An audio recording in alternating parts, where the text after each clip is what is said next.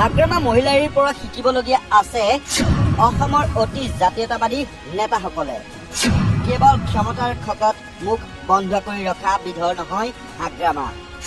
অকপত হাগ্ৰামাই চল চাই চাপৰি বজাই লাখ লাখ বড়ো লোকৰ হৃদয় জিনিলে। ভেজাল জাতীয়তাবাদী নহয় বুলি প্ৰমাণ কৰিলে হাগ্ৰামা মহিলাৰীয়ে। হাগ্ৰামাৰ পৰা অলপ কিবা শিকিবনে অতুল বাহিনীয়ে? হাগ্ৰামাৰ দৰে শিৰ উচ্চ কৰি থিয় হ'ব পাৰিবনে অগপ নেতৃত্বই? নিশ্চয়কৈ। বড়োলেণ্ড পিপলছ ফ্ৰণ্টৰ সভাপতি হাগ্ৰামা মহিলাৰীয়ে শনিবাৰে প্ৰধানমন্ত্ৰী নৰেন্দ্ৰ মোদীক 2003 চনৰ বড়ো চুক্তি আৰু 2020 চনৰ বড়ো শান্তি চুক্তিৰ অধীনত বাকী থকা প্ৰতিশ্ৰুতিসমূহ ক্ষিপ্ৰতাৰে কাৰ্যকৰী কৰিবলৈ আহ্বান জনায়। হাগ্ৰামাই কয় যে বড়োলেণ্ডত স্থায়ী শান্তি আৰু উন্নয়নৰ বাবে সম্পূৰ্ণ ৰূপায়ণ অতি প্ৰয়োজনীয়। বাগৰুম্বা দহ 2026 সাংস্কৃতিক কাৰ্যসূচীৰ সময়ত সৰু সজাই ক্ৰীড়া চৌহদত এক বৃহৎ জনসভাত ভাষণ দি মহিলাৰীয়ে প্ৰধানমন্ত্ৰী মোদী আৰু ৰাজ্যৰ মুখ্যমন্ত্ৰী হিমন্ত বিশ্ব শৰ্মাক ৰাষ্ট্ৰীয় মঞ্চত বড়ো সংস্কৃতিক উজ্জ্বল কৰি তোলা আৰু প্ৰচাৰ কৰাৰ বাবে ধন্যবাদ জ্ঞাপন কৰে। মহিলাৰীয়ে কয়, প্ৰিয় প্ৰধানমন্ত্ৰী মহাশয়, বড়ো শান্তি চুক্তিৰ বাকী থকা দফাসমূহ অনুগ্ৰহ কৰি কাৰ্যকৰী কৰক। বড়োলেণ্ডত থকা বড়ো জনগোষ্ঠীৰ স্থায়ী শান্তি, উন্নয়ন আৰু সবলীকৰণৰ বাবে চুক্তিৰ প্ৰতিশ্ৰুতিসমূহৰ সম্পূर्ण ৰূপায়ণ गुरुत्वपूर्ण। सर, मैं एक बात याद दिलाना चाहता हूँ।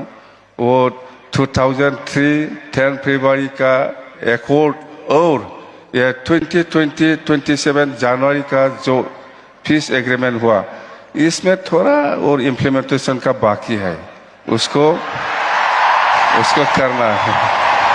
तो मैं रिक्वेस्ट करता हूँ সেইখিনি কথা আৰু আমাৰ প্ৰাইম মিনিষ্টাৰ ডাঙৰীয়া আছে, হেমন্ত বিশ্ব শৰ্মা ডাঙৰীয়া আছে, আপোনালোকে ইহঁতৰ ভাষণটো শুনিব চবেই ইচ্ছা আছে। এই অনুষ্ঠানৰ তাৎপৰ্য সোঁৱৰাই BPFৰ মুৰব্বীগৰাকীয়ে কয় যে ঐতিহাসিক স্থানত প্ৰধানমন্ত্ৰী আৰু মুখ্যমন্ত্ৰীক সম্বোধন কৰাটো এক গৌৰৱৰ কথা।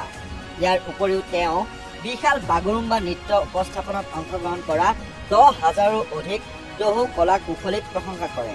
মহিলাৰীয়ে লগতে কয় যে 2003 চনৰ চুক্তি আৰু 2020 চনৰ শান্তি চুক্তিৰ বাকী থকা দফাসমূহ কেৱল শান্তিৰ বাবে নহয়, বড়োলেণ্ড অঞ্চলৰ অৰ্থনৈতিক বিকাশ, আন্তঃগাঁথনি উন্নয়ন আৰু সামাজিক সবলীকৰণৰ বাবেও গুৰুত্বপূৰ্ণ।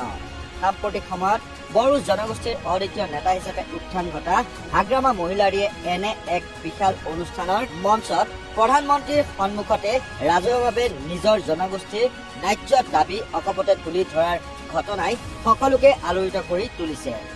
লগতে সামাজিক মাধ্যমত একাংশ সচেতন মহলে প্ৰশ্ন কৰিছে যে ক্ষমতাৰ খকত বিজেপিৰ নেগুৰত ধৰা অসম গণ পৰিষদৰ নেতৃবৰ্গই হাগ্ৰামা মহিলাৰীৰ পৰা শিৰ উচ্চ কৰি থিয় হোৱা কথাটো শিকিবনে? ভিডিঅ' এডিটৰ দেৱীস্মিতাৰ সহযোগত কল্পজ্যোতি শইকীয়াৰ প্ৰতিবেদন, নৰ্থ ইষ্ট নাও।